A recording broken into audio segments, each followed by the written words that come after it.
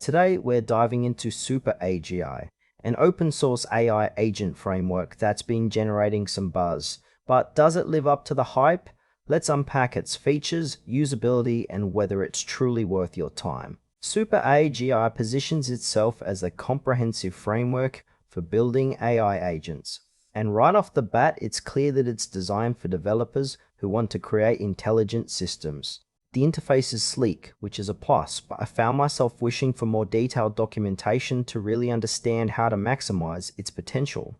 The core functionality revolves around creating agents that can learn and adapt, which sounds impressive. However, I noticed some areas where the implementation details felt a bit fuzzy. For instance, while it claims to support multiple environments, the specifics on how to set these up were lacking. The intended audience seems to be developers with a solid understanding of AI concepts, but beginners might feel overwhelmed. Overall, SuperAGI has a lot of promise, but it could benefit from clearer guidance for users to navigate its features effectively. When it comes to strengths, SuperAGI's open source nature is definitely a big win. It allows for customization and collaboration within the community.